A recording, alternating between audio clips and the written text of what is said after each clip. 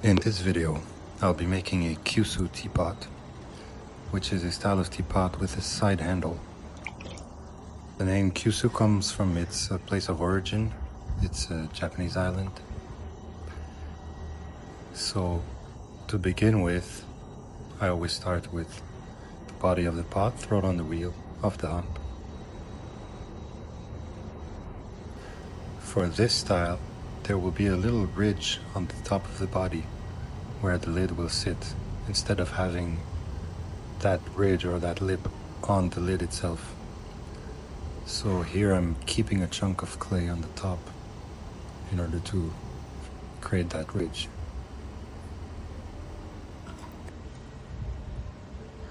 Here we go.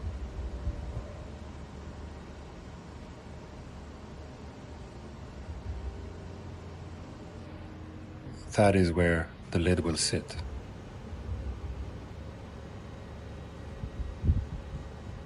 Yep.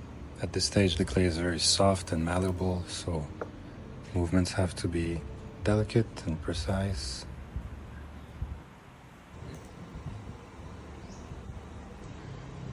Onto the lid. So for this style of lid, I'll throw it not upside down, but on the right side up. So I'm carving the knob, then I'm pulling the external lips to make the lip shape. Measuring it, looks alright. That's how it looks like.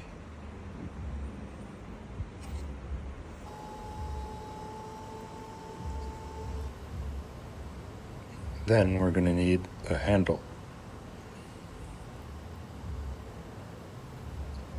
This is actually a quite tricky part because I'm gonna need to pull the walls of a very thin shape with a thinner base than top.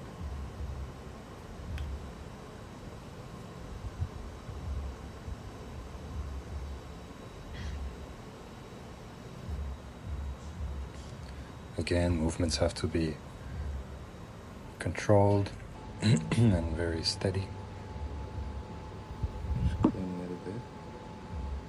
Here I'm just cleaning the outside and then I'll remove it from the wheel.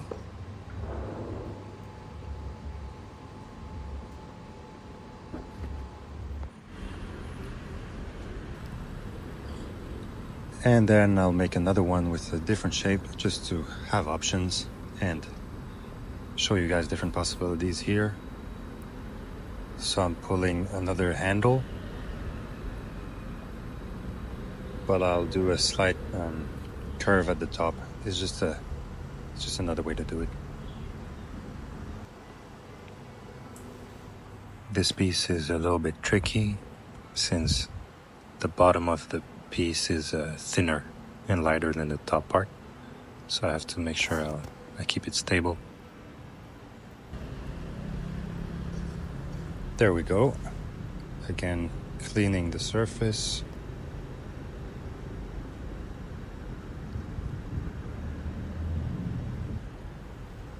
Removing it from the wheel.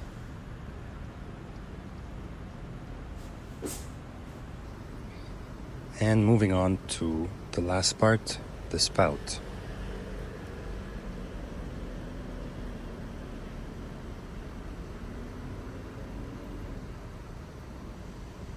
Spouts need to be thin and small. It's very rare that you see a teapot and you think that's a too small spout. If anything, it just looks cute and delicate. But it's very often that you see a teapot, especially a beginner's teapot, and the spout is just too big. So beginner's tip, just don't shy away from making very small spouts. Small and thin, it just helps for a proper pour. So again, here I'm making myself two options to use later. And moving on to the next stage, after a couple of hours of drying, I went to lunch. It's now time for trimming. And this is a very fun part. It's very satisfactory. You're just removing a layer of clay to make the piece thinner, make it more even. And here I'm really acting as a machine. I'm just coming in and out with my hands being very stable. So I'm not allowing the clay to push my hand. And by doing so, I'm correcting any slight wobble that might exist. See here? It's centered now. It's exactly in the middle. It doesn't move because I've removed any wobble with the trimming. Notice when I tap the top, I do this to get a sense of how thin it is.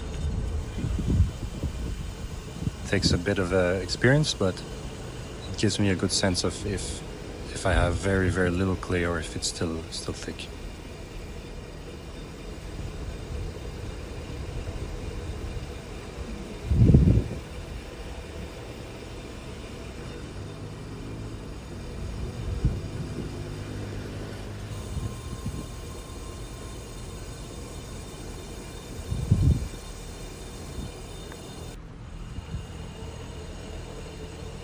I use my nail to clean the foot, and once it's done, I'll stick the piece the other way, the other side, and work on the rim. So not much removing clay to do here, just making it cleaner, sharper, and then I'll test the lid.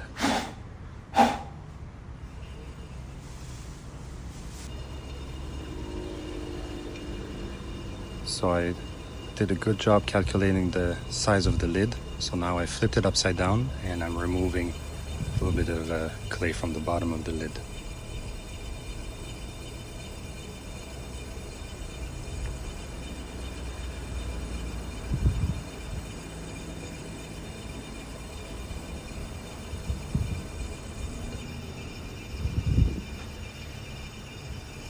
Here I made a little ridge to help put the lid in place, stabilize it on the body. You'll see that later on I decide to get rid of that ridge because it's not necessary. And in this case it was just adding unnecessary noise. But I started by making the ridge. Then I have to test it if it fits with the gallery on the body of the pot.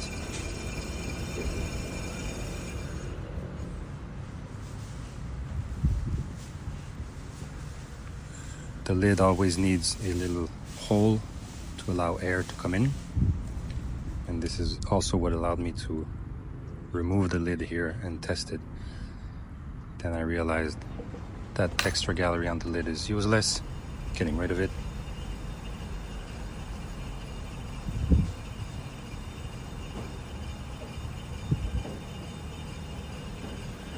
I made this form of lid for this type of pot just because traditionally that's how Japanese do it. So I wanted to follow the style. With a side handle, I usually make that type of lid that sits on a gallery on the pot, in comparison to the gallery which would be on the lid for the more Chinese style of teapot.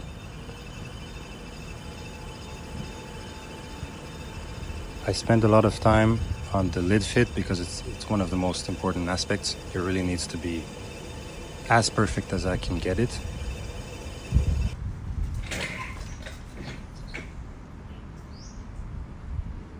That seems almost right. That's good.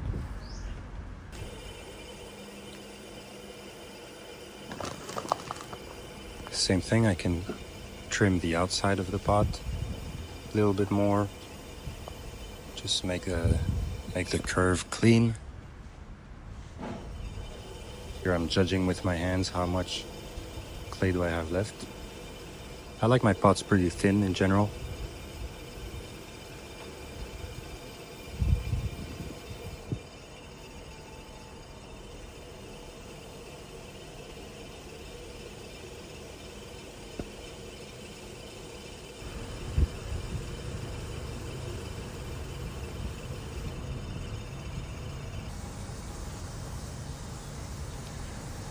And now it's time to make the filter of our teapot. Because the clay is not completely dry yet, I can wet it some more, put a little bit of water, and then I can alter the shape in order to make this ball filter.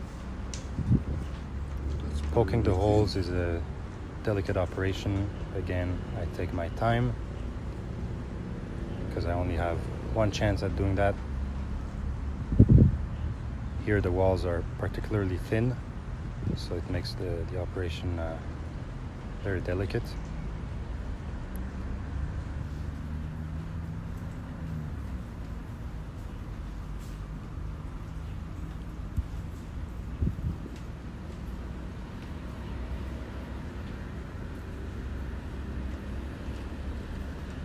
Obviously, I could do it easier for myself and poke a couple of big holes, but again, for that style of teapot, that wouldn't be ideal because as it's a Japanese style teapot, well, Japanese teas, especially Sensha, Fukamushi, they tend to be very, very small broken leaves.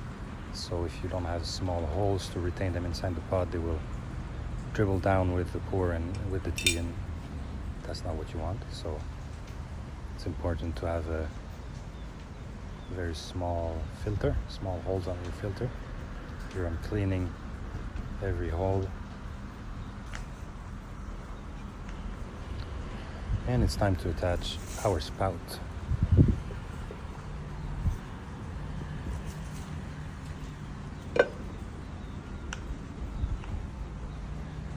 I'll go step by step, cutting a little bit, then having a look, cutting some more, then seeing how does it fit, and then cutting some more, because I can always cut more, but it's harder to add clay. So I'll go step by step, stage by stage, until it's a good fit.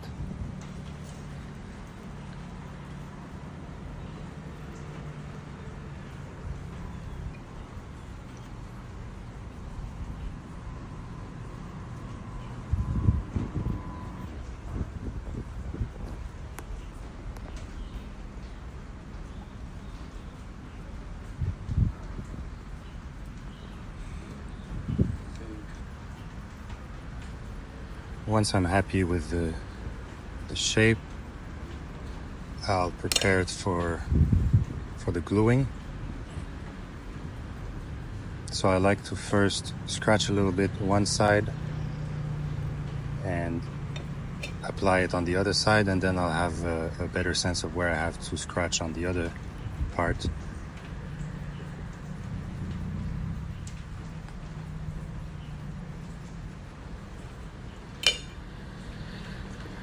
Adding a little bit of slip.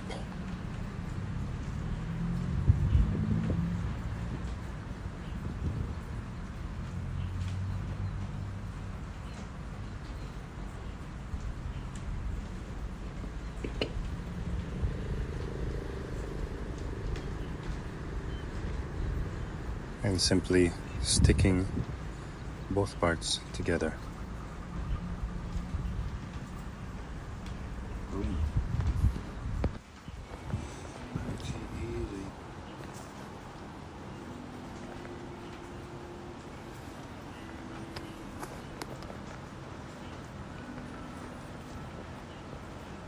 I use some more slip to make sure the junction is properly covered. After that, I'll smooth the whole thing out.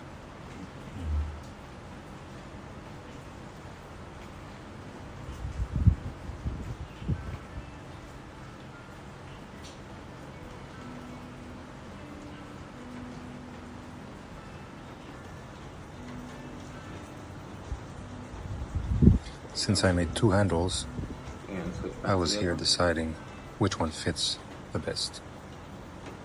And for the sake of the demo here, I'll use this one.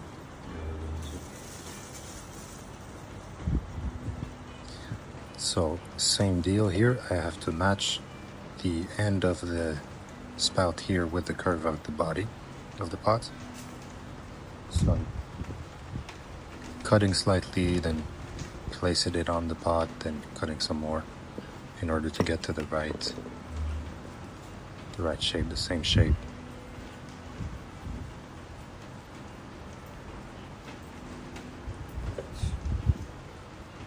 Also, I want to make sure the angle is right. I don't want the handle to simply stick out. I want to stick out and up. I want a slight angle upwards with the handle. And it's time to attach it. Same deal, a little bit of scratching, using some slip.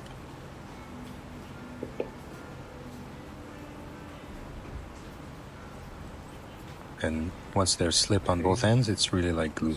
You just stick both pieces together and they stick.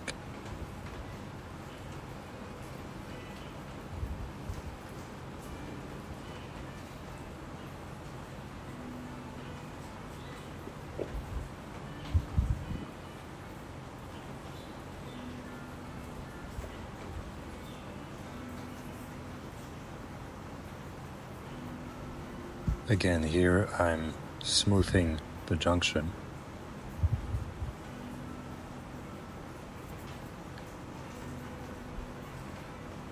I can use my fingers, I can use this tool, and I will use a lot of sponge.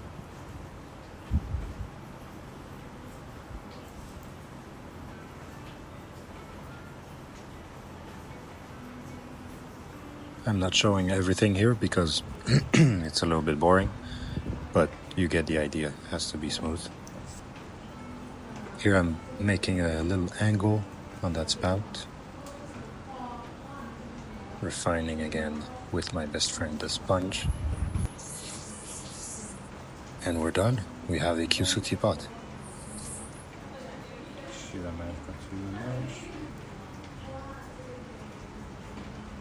Next step will be let that dry slowly, then bisque fire, glaze, and glaze fire. If you like these videos, you know what to do, all the tralala. Thank you, see you next time.